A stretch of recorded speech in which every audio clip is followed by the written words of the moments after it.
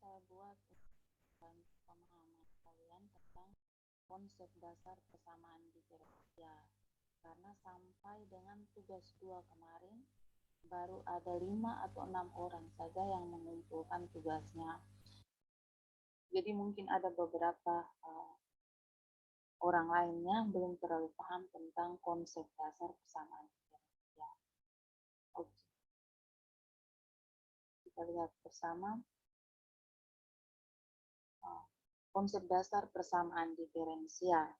Jadi untuk definisinya, definisi persamaan diferensial.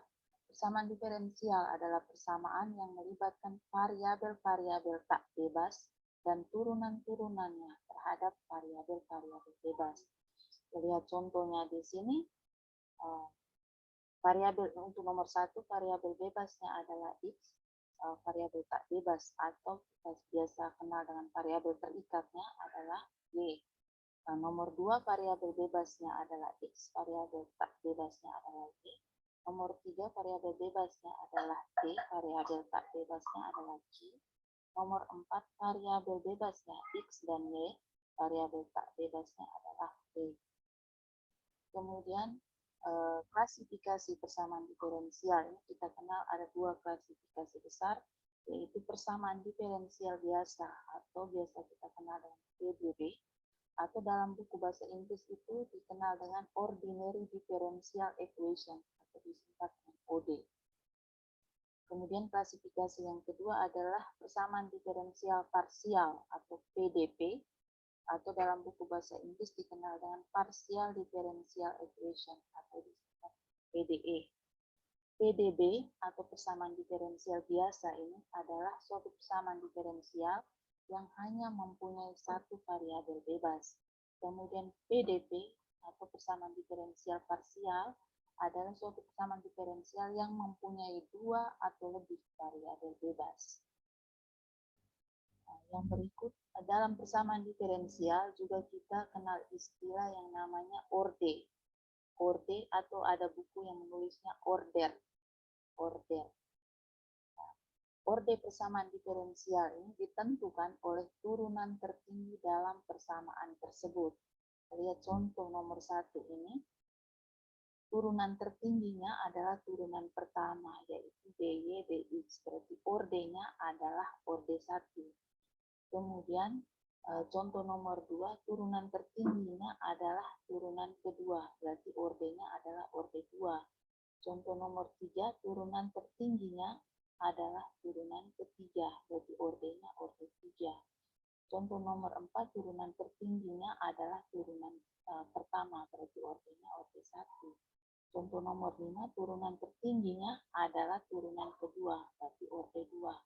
Contoh nomor 6, turunan tertingginya adalah turunan kedua, berarti ordenya adalah orde 2. Kemudian persamaan diferensial yang ini juga bisa kita tulis bentuknya menjadi menggunakan notasi lain, yaitu X, Y aksen, kurang Y kuadrat sama dengan 0.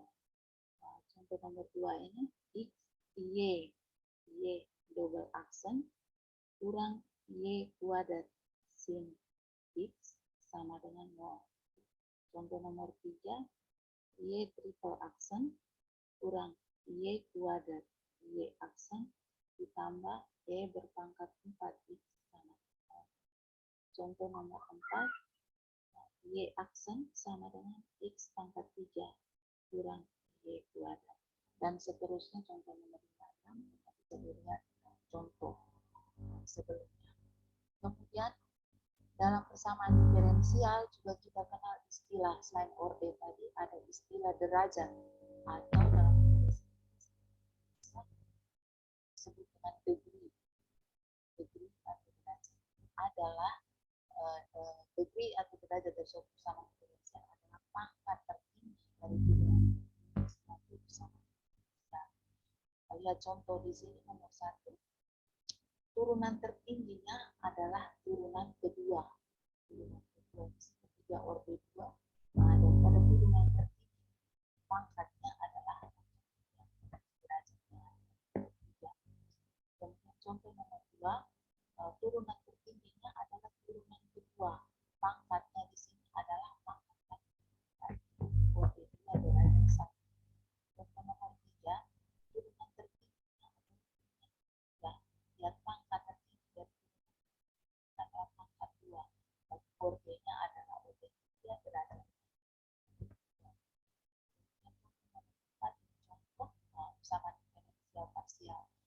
notasinya do di sini.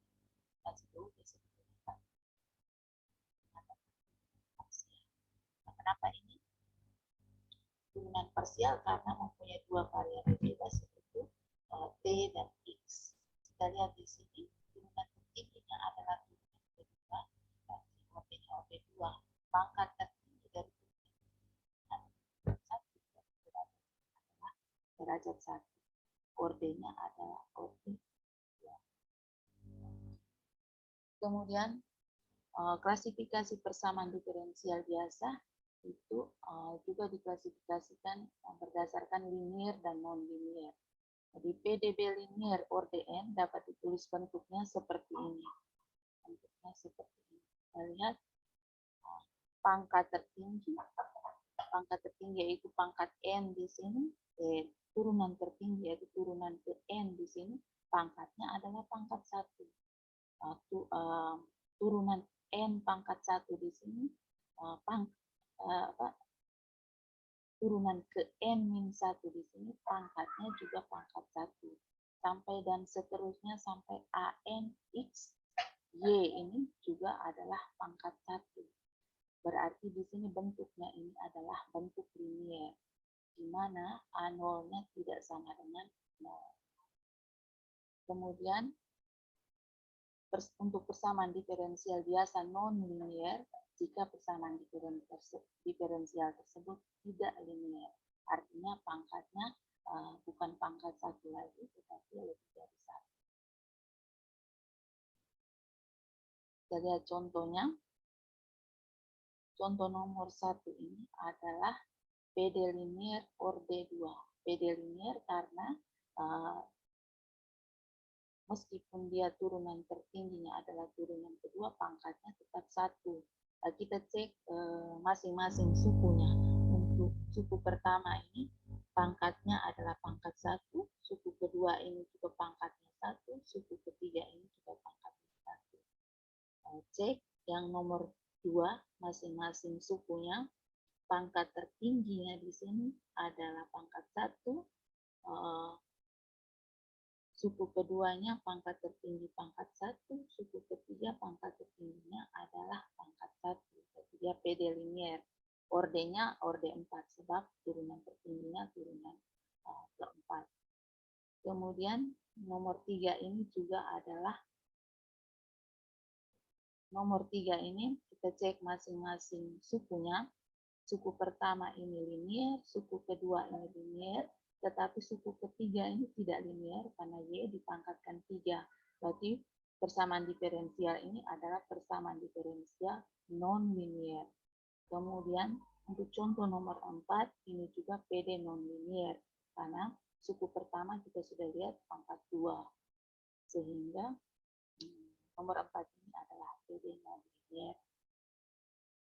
Kemudian penyelesaian persamaan diferensial. Kita kenal istilah dengan penyelesaian eksplisit dan penyelesaian implisit. Oke, misalnya diberikan suatu persamaan diferensial f dalam kurung x, y, dy dx, dan seterusnya, dny dxn sama dengan 0. Suatu fungsi real f yang terdefinisi untuk semua x elemen i dan memiliki turunan sampai ke n untuk semua x elemen i disebut penyelesaian jika dipenuhi fx, f dalam kurung x, fx, f aksen x, dan seterusnya, f nx sama dengan 0. Kita lihat contohnya. Apakah fungsi eksplisit? Sebelumnya saya mau jelaskan dulu. Fungsi eksplisit adalah fungsi yang jelas menyatakan mana variabel bebasnya dan mana variabel terikatnya.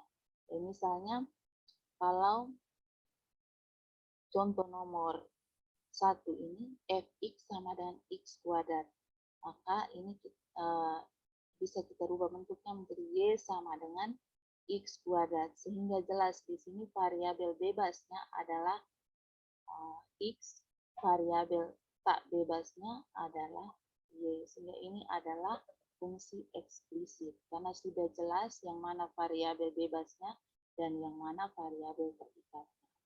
Oke, kita lihat contohnya di sini. Apakah fungsi eksplisit fx sama dengan x kuadrat ini merupakan penyelesaian dari persamaan diferensial x, y aksen sama dengan 2y untuk setiap x.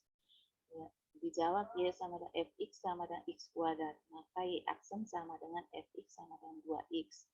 Kemudian x, y aksen sama dengan x dikali dengan 2x sama dengan 2x kuadrat. Dan 2y sama dengan 2x kuadrat.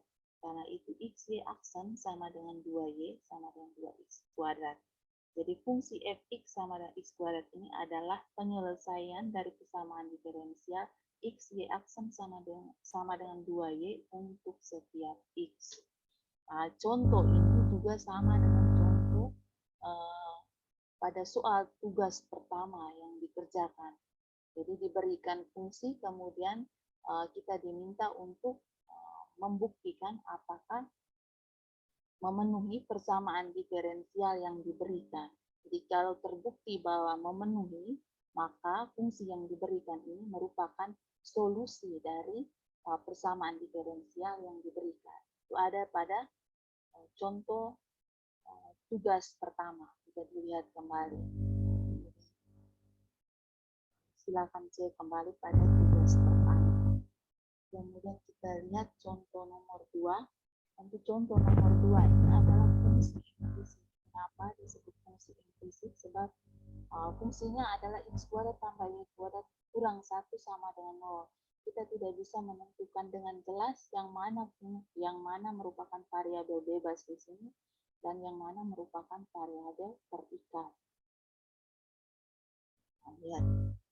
Apakah suatu fungsi implisit, yaitu fungsi di mana hubungan dari x ke y tidak tampak dengan jelas, yang didefinisikan sebagai x kuadrat tambah y kuadrat min 1 sama dengan 0, merupakan penyelesaian persamaan diferensial y aksen sama dengan negatif x pada interval negatif 1,1. Nah, kita selesaikan x kuadrat tambah y kuadrat kurang 1 sama dengan 0.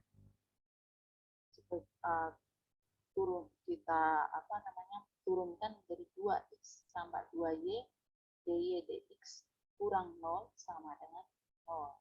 2x tambah 2y dy dx sama dengan 0. 2y dy dx sama dengan negatif 2x.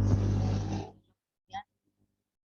Kita bagi ruas kiri dan ruas kanan dengan 2. Y dy dx sama dengan negatif x. Berubah notasinya y aksen sama dengan karena dy dx ini sama dengan aksen. Jadi fungsi implisit x kuadrat tambah y kuadrat kurang 1 sama dengan 0 adalah penyelesaian persamaan diferensial y aksen sama dengan negatif x pada interval negatif 1,1. Karena tipe fungsi x kuadrat tambah y kuadrat kurang 1 sama dengan 0 atau x kuadrat tambah y kuadrat sama dengan 1 adalah tipe lingkaran yang berada pada interval negatif 1,1. Rupanya nanti seperti ini.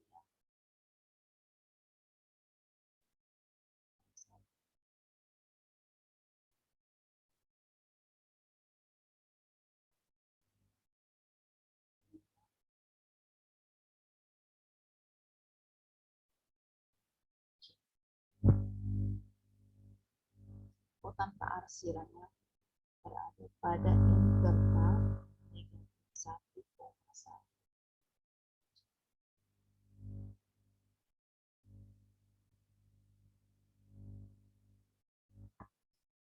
Selanjutnya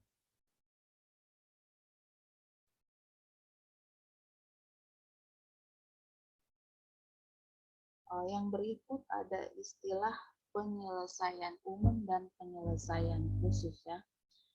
Misalnya kalau kita punya soal ini, tentukan penyelesaian persamaan diferensial y aksen sama dengan sin x.